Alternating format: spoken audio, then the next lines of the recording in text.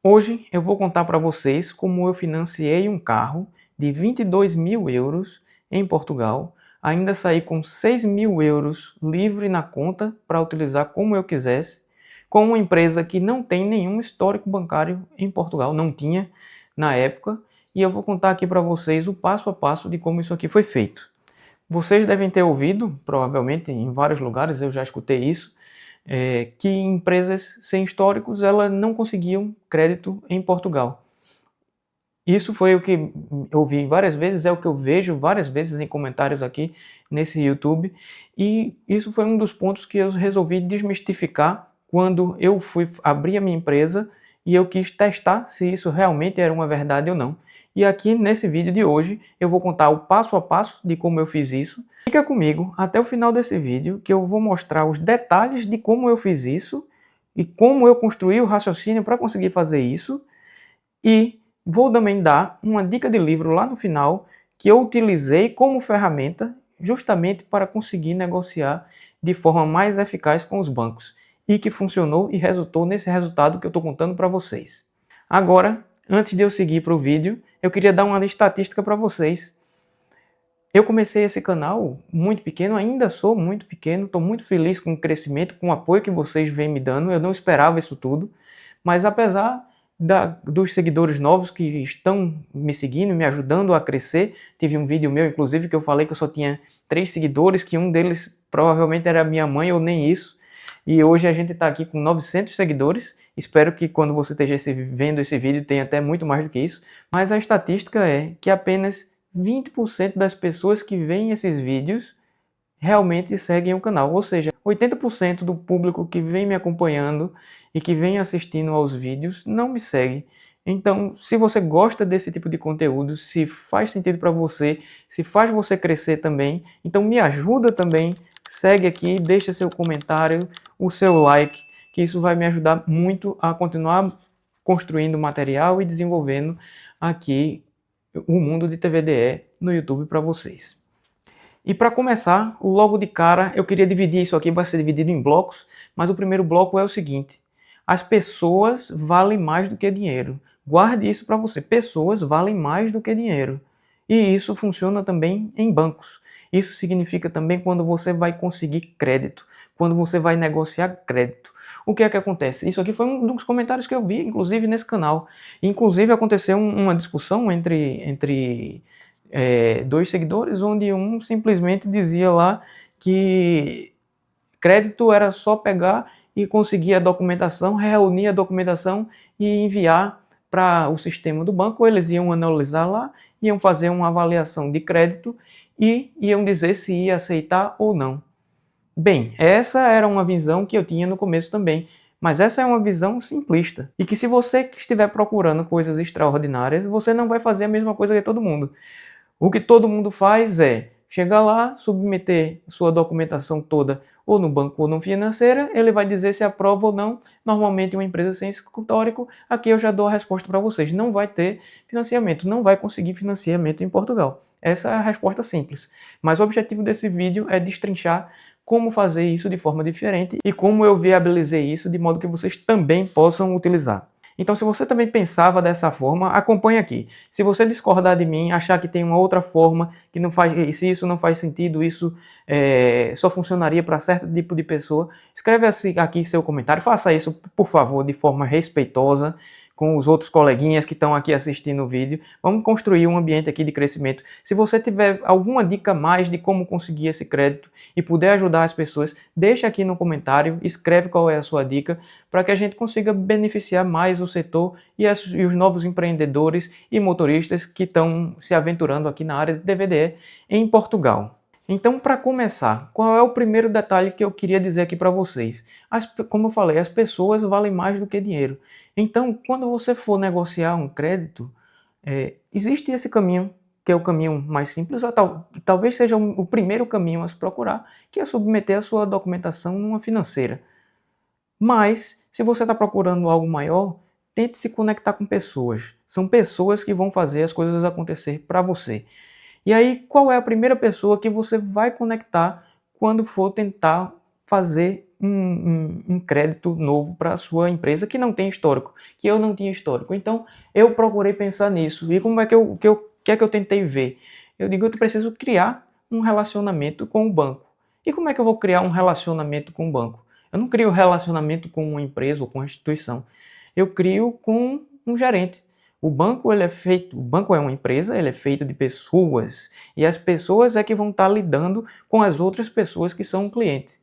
Então, o meu primeiro pensamento foi: como é que eu vou começar a construir um relacionamento aqui com a minha gerente, não com o meu banco também, mas com a minha gerente. E foi aqui que começou o passo a passo da minha saga de conseguir esse crédito. 22 mil euros, que era o valor do jogger, mais 6 mil euros para utilizar no capital de giro da minha empresa.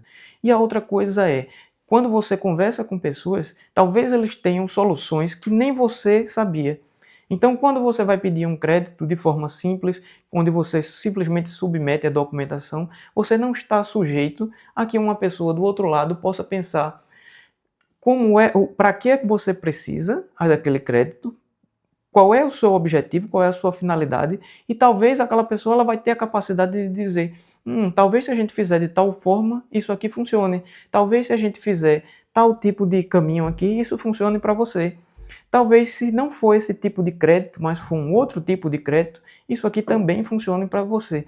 Mas esse tipo de mudança, ele só vai acontecer com pessoas. Uma máquina não vai, enquanto a inteligência artificial não estiver em tudo, que ela provavelmente vai substituir a gente em muitas coisas, inclusive nisso, as pessoas têm capacidade de engenharia, de criatividade. E o gerente ele está lá para isso também, para usar a engenharia dele, a criatividade dele, para fazer negócios, para fomentar negócios e avaliar qual é a forma que poderia funcionar melhor para você. Mas aí, a verdade é que sentei lá na frente da minha gerente, fui começar a conversar com ela, falei qual era a minha intenção e a primeira resposta, ao contrário do que vocês talvez estejam esperando, foi: a gente não financia sonhos. Eu ouvi essa frase. A gente não financia sonhos. Mas, se eu simplesmente tivesse parado aqui nessa frase, esse vídeo não continuaria. E esse vídeo não vai ser um vídeo curto. Então, senta aí no sofá, fica bem relaxado aí na poltrona, na cadeirinha, pega alguma coisa para tomar. Eu voltei para casa, depois disso, pensando: poxa vida, para que até falar desse jeito? Eu achei até uma grosseria, mas era verdade o que a pessoa estava falando. Aquilo ali era verdade. Eu simplesmente sentei, fui fazer uma primeira conversa e eu realmente não trouxe nada para a mesa. Eu não estava preparado, a minha empresa ainda não tinha histórico, ou seja, como é que vai um banco emprestar um dinheiro para uma pessoa que não tem como demonstrar aquela capacidade de pagamento? Só que, apesar de eu ter dinheiro, isso aqui é um detalhe, apesar de eu ter dinheiro suficiente para iniciar o negócio e de ter comprado o carro até à vista, pronto pagamento, eu sempre coloco nas minhas metas para o futuro do negócio que eu entendo que são estratégicas. E uma coisa que eu entendo que é estratégica é a capacidade de conseguir crédito. Então, eu decidi que eu ia testar até o limite das minhas capacidades, se isso era realmente verdade e qual era a minha capacidade e habilidade de conseguir crédito ou de levantar dinheiro de diferentes formas possíveis dentro do meu negócio, sem que eu colocasse nenhum centavo do meu dinheiro ali dentro do negócio. E aí, eu voltei para casa e comecei a pensar como seria a minha preparação. Nisso aí, a gente vai chegar no segundo bloco, e aí foi um momento de reflexão que eu queria trazer para vocês. Como é que os bancos ganham dinheiro? Vocês sabem como é que os bancos ganham dinheiro? Obviamente, existem várias formas do banco ganhar dinheiro, mas de forma simples, ele capta dinheiro do mercado a um preço baixo, a um custo baixo. E de quem? De quem? Ele capta das pessoas que guardam o seu dinheiro no banco, que não têm outra destinação para o dinheiro, que fazem ou nenhuma aplicação, ou seja, deixam o dinheiro lá guardado, ou fazem investimentos simples do banco, onde ele paga uma taxa de juros ali pequena, como aqui em Portugal é insignificante as taxas de poupança que os bancos pagam. Existem outros tipos de investimentos, mas basicamente é isso. Ele capta um dinheiro ali que não está sendo utilizado para girar a economia a um custo muito baixo, e ele vai pegar e vai emprestar o dinheiro para uma outra empresa ou um outro negócio ou uma outra pessoa que vai botar aquele dinheiro para girar na economia e que tem a capacidade de fazer gerar mais dinheiro em cima daquele que foi emprestado e com isso pagar o empréstimo e os juros que o banco colocou ali em cima, que se chama spread bancário. O lucro do banco vem do spread bancário, que é a diferença entre o custo do dinheiro que ele utilizou para captar aquele dinheiro e o quanto ele cobrou para emprestar aquele dinheiro. Mas aqui surge a outra pergunta, então vamos desenvolver um pouquinho mais de raciocínio. Mas por que, se o banco vive de emprestar dinheiro, por que ele não me emprestaria? E aí a gente tem que se perguntar por que é que isso acontece, para entender se a gente consegue se posicionar em uma forma diferente e se tornar essa pessoa que o banco emprestaria dinheiro para você. Eu estou com uma filinha aqui, então se eu olhar para baixo vez por outra, como esse conteúdo é muito detalhado, se eu estiver olhando aqui para baixo é porque eu estou dando uma olhada aqui na minha fila. Então fica aqui até o final e vamos construir esse raciocínio junto, tá? O banco ele vai precisar, a gente vai agora para a terceira fase do nosso conteúdo aqui, que é o banco precisa de garantias. E o que são garantias? Garantias são formas que a gente possa dar ao banco a certeza, ou pelo menos uma confiança maior, de que a gente vai ter a capacidade de honrar com aquele compromisso. Por quê? Porque o banco ele quer emprestar o dinheiro, ele quer ganhar o lucro dele do spread bancário, mas ele não vai ter lucro nenhum se ele não receber o dinheiro. Aqui entra o conceito de garantias. E aí eu comecei a pensar, quais são as garantias que eu posso dar para o banco de maneira que ele fique mais confortável em me emprestar esse dinheiro e eu possa seguir com o meu negócio, a compra do lado da viatura, do que no caso que eu estava analisando na época, foi o primeiro carro que eu comprei, e eu já contei para vocês, foi um Dacia Jogger, e esse Dacia Jogger tinha um valor de 22 mil euros novo na concessionária. A gente não precisa aceitar as coisas como são. Vamos colocar isso aqui, vamos usar, isso aqui é feito para usar. Como é que eu vou fazer isso sem ter nenhum histórico bancário? Como é que o banco faria isso? Então, passei aqui alguns dias pensando e divagando sobre o assunto, até que eu cheguei em algumas opções. Quais são? Eu poderia fazer o seguinte, eu preciso melhorar o meu relacionamento com o banco. Eu tinha conta pessoal em um outro banco, diferente do da minha empresa. Então, o que é que eu pensei? A primeira coisa que eu tenho a fazer aqui é, eu tenho um trabalho subordinado, eu sou efetivo, já trabalho há 6 anos aqui em Portugal. Então, o primeiro ponto aqui é, eu posso trazer a minha conta e a da minha esposa para aqui. Isso aqui eu vou adicionar um grau de relacionamento, eu estou gerando mais uma fonte de receita para o banco e ele vai ter mais uma garantia de que se houver algum problema, ele tem como buscar, inclusive, de mim como pessoa. Qual seria o próximo passo? Eu tenho algum dinheiro guardado, tenho aplicações financeiras. Se eu tivesse imóveis, por exemplo, mesmo que eles não sejam em Portugal, que eu tenha imóveis no Brasil com rendimento lá, eu poderia utilizar disso. Obviamente, se você não declara as coisas, você não tem como provar. Então, tem pessoas que têm rendimento no Brasil informal. Isso não vai lhe ajudar em nada. Você precisa ter as coisas de forma formal, que você consiga provar. Então, o banco aceita, inclusive, como garantia ou como uma demonstração de capacidade financeira, a sua declaração de imposto de renda do Brasil. Então, isso aqui pode ser uma forma também de você adicionar mais um grau de capacidade financeira. Seus investimentos em corretora, seus investimentos em imóveis, seus investimentos no Brasil, demonstre tudo isso através dos seus extratos bancários, dos seus extratos de corretoras, por exemplo. O que é que eu posso colocar mais? Tem um carro, ou eu vou comprar esse carro também vai fazer parte de uma garantia.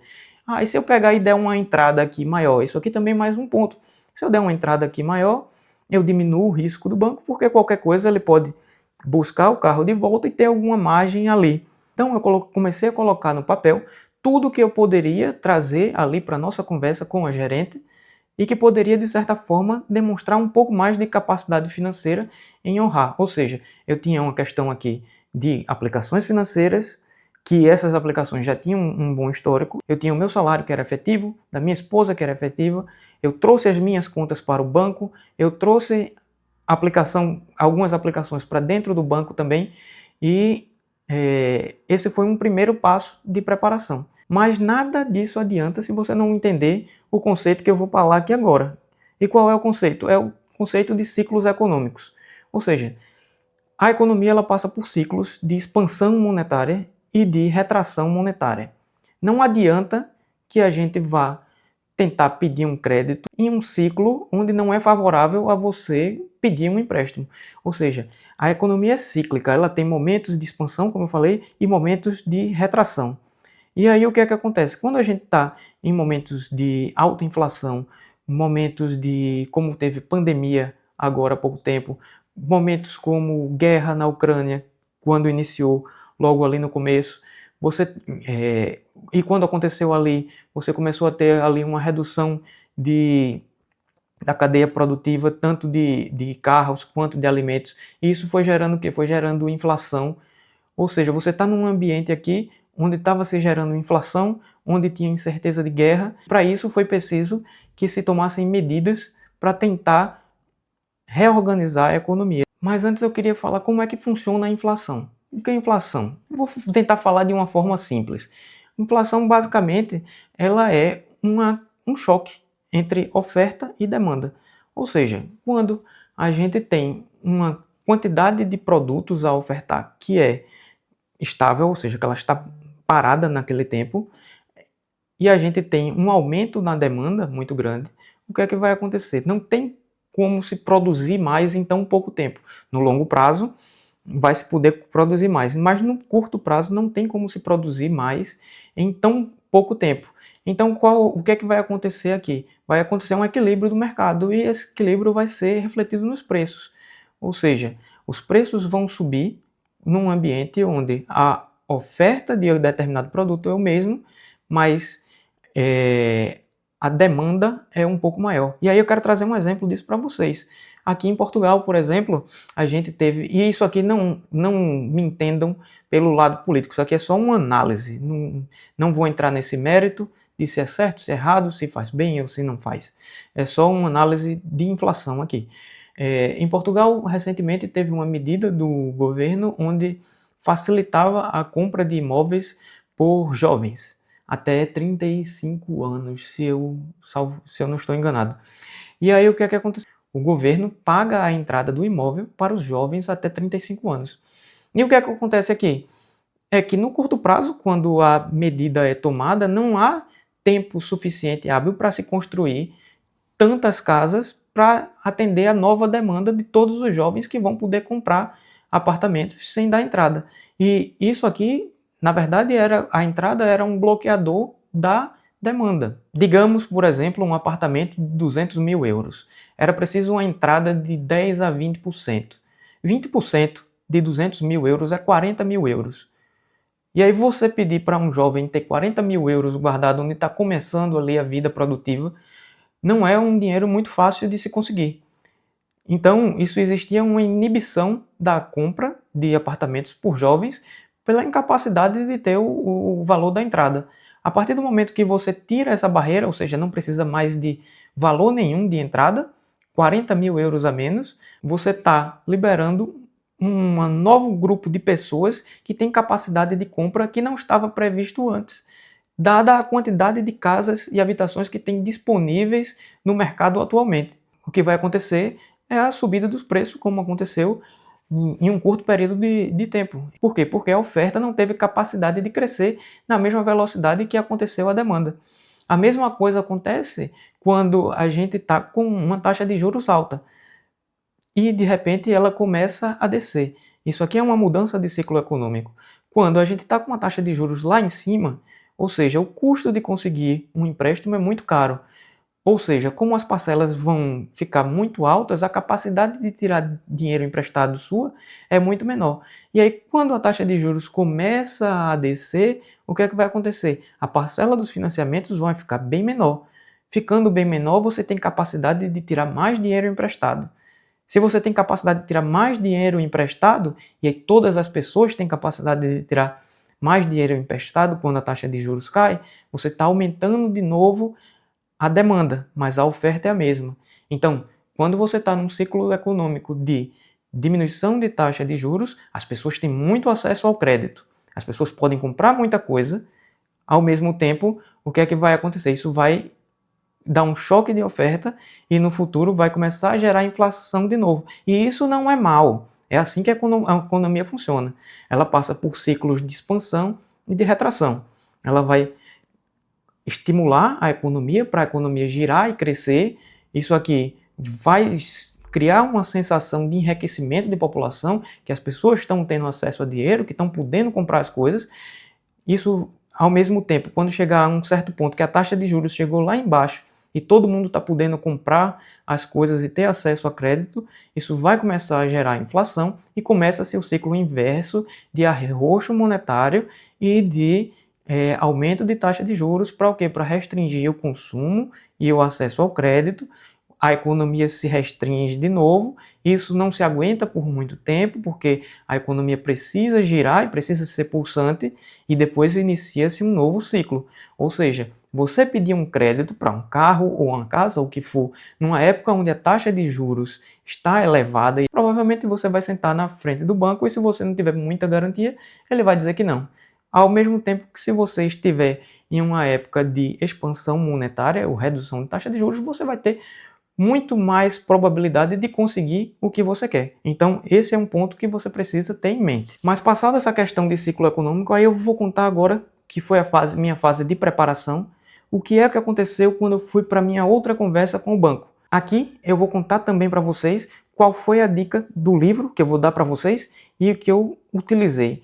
Então, o que é que aconteceu aqui em casa? Eu digo, eu vou me preparar para essa conversa. O que é que eu fiz? Como é que eu vou... minha empresa não tem histórico nenhum, então eu preciso me preparar e demonstrar que eu tenho capacidade de honrar os meus compromissos. E como é que eu vou fazer isso?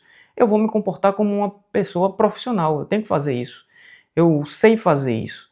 Então, eu fui lá preparado como se eu fosse para um Shark Tank.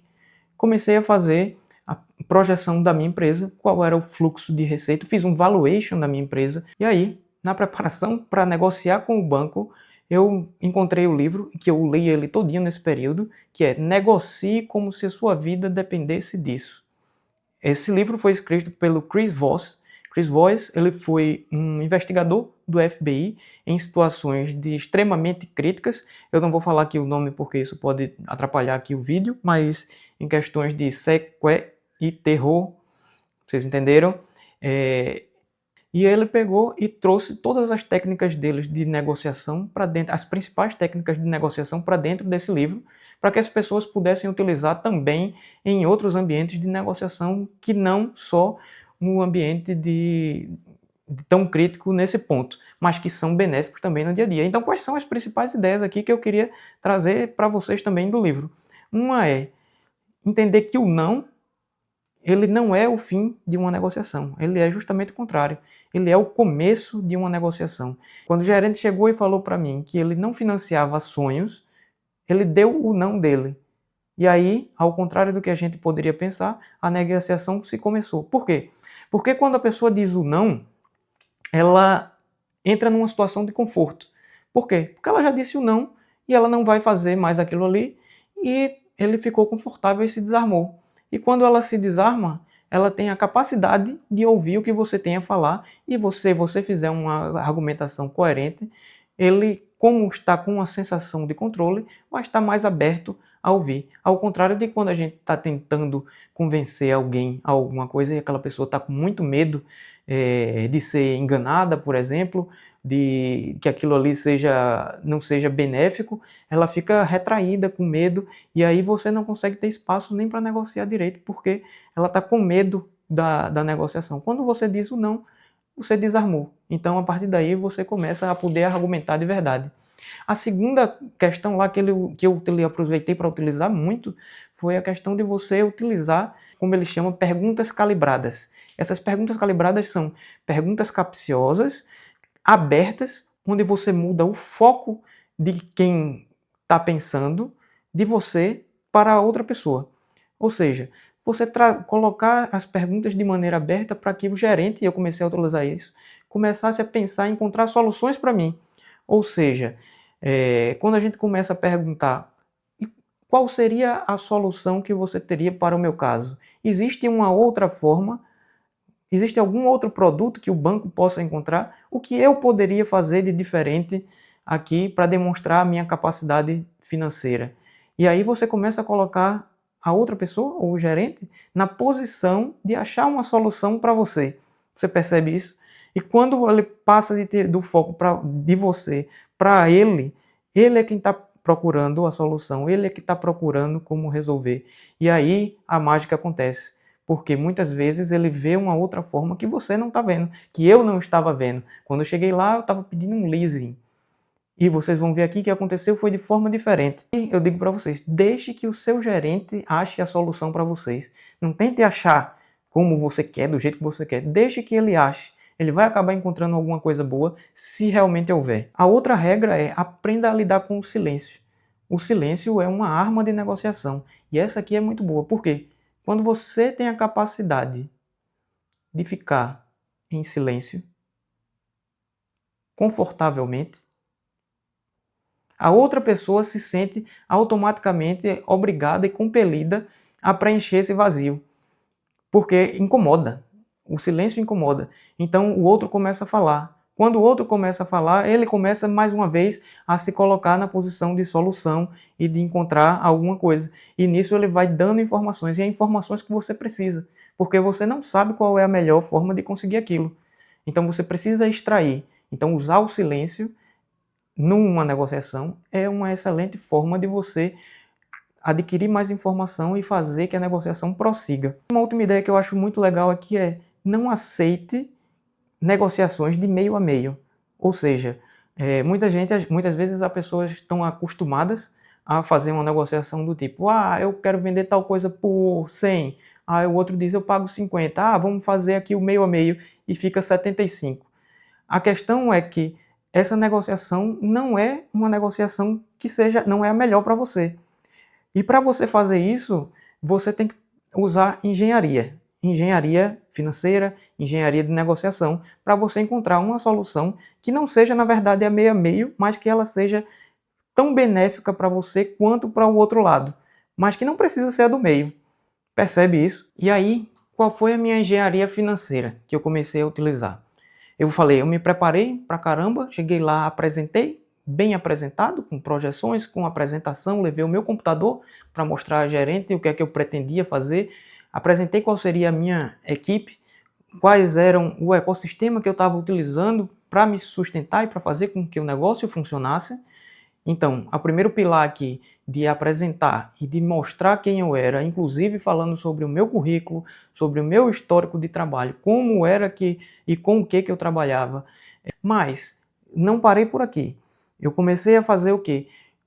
A consultar com vários outros bancos e várias outras instituições financeiras a possibilidade de conseguir crédito também, de diferentes formas possíveis, bancos e financeiras. Além disso, comecei também a avaliar a possibilidade de eu aumentar os limites do meu cartão de crédito para que eu fizesse parcelamentos por ele. Ou seja, eu fui olhando várias formas diferentes ali do que é que eu poderia fazer. E no final, qual foi a solução que me aconteceu? A gerente, mais uma vez, não conseguiu me dar uma resposta concreta, mas eu já conseguia perceber ali no olhar dela de que tinha realmente balançado alguma coisa, que iria ter alguma coisa concreta. Ela ficou de me dar uma resposta, na outra semana ela me chamou e me deu uma solução que para ela, e aí eu falo daquela questão de você nunca procurar o meio a meio, é que ela pegou e chegou com uma solução que para ela parecia que ia ser muito ruim para mim, que não foi o financiamento do carro direto, e ela me falou isso com uma cara triste, de que não conseguiria financiar o carro completo. O que ela poderia fazer era me dar um crédito rotativo de capital de giro de 15 mil euros. O que para ela parecia que não era uma solução, porque não chegava no preço dos 22 mil euros do carro, para mim foi a melhor solução possível. Ela não poderia ter me dado solução melhor e eu não tinha pensado sobre isso. O que é que acontece? Com 15 mil euros eu tinha liberdade de fazer o que eu quisesse, inclusive escolher locais diferentes para comprar, inclusive fazer uma importação se eu tivesse experiência na época. Enfim, eu estava com a liberdade ali na mão. E aí quebrou a primeira barreira, que era a barreira de os bancos não emprestam dinheiro a empresas que não têm histórico. Já estava quebrada. E aí foi para a segunda parte. Na segunda parte sentei na Dacia, comecei a conversar sobre qual era o carro, estava lá disponível um Dacia Sandero, prontinho para... um Dacia Jogger, estava pronto lá a ser levantado. Eu poderia completar com o meu dinheiro, que eu tinha investido separadamente, e pagar aquele valor ali, mas ainda era uma meta minha, ou seja, eu poderia colocar 7 mil e estava pago, porque eu tinha 15 mais 7, 22 e estava pago e tinha alguma solução aqui. Mas a minha meta era, eu vou financiar esse carro a 100%. Então eu sentei lá com o vendedor e começamos a ver possibilidade com outras financeiras. E aí voltou a mesma história. Não financiamos para empresas que não têm histórico e tal. Continuei aquela conversa ali e fui para uma segunda vertente. E se por um acaso, engenharia financeira mais uma vez, se por acaso eu der uma entrada que seja uma entrada mais vultosa, aqui, uma entrada realmente maior. Aí as coisas começaram a mudar a conversa. Não, se você tiver uma entrada maior, aqui a gente realmente pode fazer alguma coisa. Aí chegamos num acordo de dar uma entrada de 40%. E a financeira iria financiar o resto do carro em diversas parcelas lá. E foi assim que eu acabei fazendo. Então eu precisei dar 40% de entrada, só que eu já tinha o meu crédito rotativo lá. Então eu peguei o valor do crédito rotativo para pagar esses 40% e ainda me sobraram o quê? Eu falei no começo do vídeo 6 mil euros, mas na verdade foram 6.200. Ainda sobraram 6.200 euros como capital de giro dentro da minha empresa, com um carro totalmente financiado para uma empresa que não tinha histórico nenhum. Essa foi a minha história. Se você acha que tinha uma outra solução, que poderia fazer diferente, que faria mais sentido, comenta aqui. E por fim, se você tem o sonho de abrir a sua empresa TVDE e quiser fazer isso de uma forma mais estruturada, pensando no crescimento da sua empresa com estratégia, então entre em contato comigo através do e-mail da descrição do vídeo.